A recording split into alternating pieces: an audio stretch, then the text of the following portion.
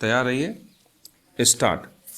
ऐसे दौर में जबकि 1 साल से ज़्यादा समय से जारी रूस यूक्रेन युद्ध ने सारी दुनिया को चिंतित कर रखा है, मध्य पूर्व के दो प्रतिद्वंद्वी देशों ईरान और सऊदी अरब के बीच जमी बर्फ पिघलने के संकेत से राहत के नए सूर्योदय की संभावनाएं उभरी हैं। स्टॉप।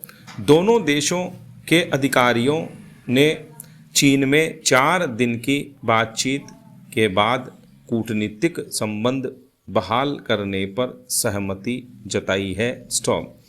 एक शिया धर्मगुरु को फांसी के बाद 2016 में सऊदी अरब पर ईरानी प्रदर्शनकारियों के हमले को लेकर दोनों देशों ने राजनयिक रिश्ते तोड़ लिए थे।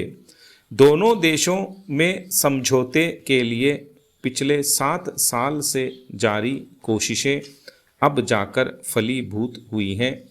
दोनों ने 2 महीने में अपने अपने दूतावास खोलने के अलावा व्यापारिक और सुरक्षा संबंध बहाल करने का ऐलान किया है। ईरान और सऊदी अरब ने दोस्ती का हाथ बढ़ाकर दुनिया को यह संदेश भी दिया है कि आपसी टकराव टालकर मिलजुल कर आगे बढ़ना इस वक्त की सबसे बड़ी मांग है। इस संदेश के मर्म को रूस यूक्रेन भी समझ लें तो दुनिया में लंबे समय से छाए अनिश्चितताओं के बादल भी छट जाएं। स्टॉप। ईरान और सऊदी अरब के बीच वर्चस्व की लड़ाई में मध्य पूर्व के देशों को काफ़ी कुछ झेलना पड़ा है। प्रतिद्वंद्वी गुटों को दोनों देश उकसाते रहे हैं। सऊदी अरब आरोप लगाता रहा है कि यमन के हूती विद्रोहियों ने ईरान की शह पाकर उस पर कई हमले किए।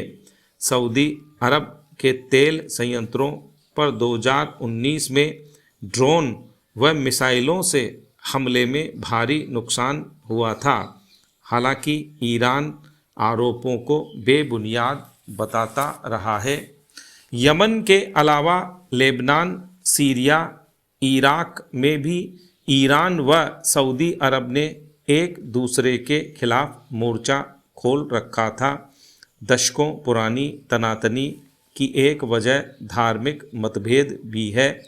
ईरान में शिया मुस्लिमों की आबादी ज़्यादा है तो सऊदी अरब खुद को सुन्नी मुस्लिमों की शक्ति मानता है।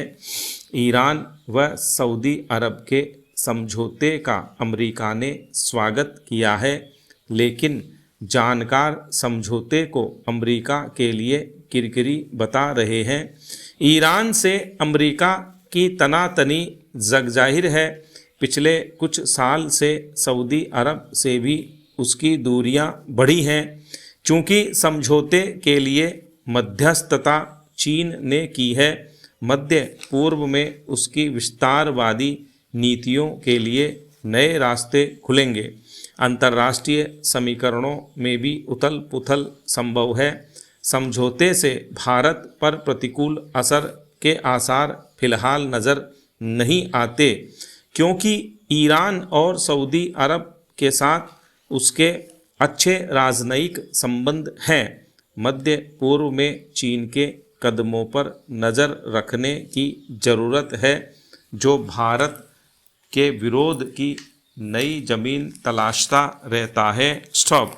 भारत में कोविड महामारी के 3 वर्ष पूर्ण होने वाले हैं। 22 मार्च 2020 को घोषित जनता कर्फ्यू से प्रारंभ कोविड के खौफ ने लगभग 2 वर्ष तक संपूर्ण राष्ट्र को अपनी चपेट में ले लिया था। इस दौरान सभी की जीवन शैली, विचारों और व्यवसायों में आमूल चूल परिवर्तन आया। परिवर्तित जीवन शैली में सर्वोपरि रहा। स्वयं को संक्रमण से दूर रखने के लिए लोगों से दूरी बनाए रखना अथवा एकाकी जीवन व्यतीत करना। कोविड महामारी काल के लगभग 2 वर्ष पूर्ण होने के साथ ही समाज में व्यापक परिवर्तन देखने को मिला है। इस बीच अस्पतालों में बढ़ती भीड़ गंभीर एवं जानलेवा घटनाओं यथा हृदयाघात या मस्तिष्क आघात में यकायक हुई बढ़ोतरी ने संपूर्ण देश को झकझोर दिया है। इस तरह के मामले सामने आने से कोविड महामारी के पश्चात भी कोविड के प्रकोप के बारे में सोचने को विवश होना पड़ रहा है।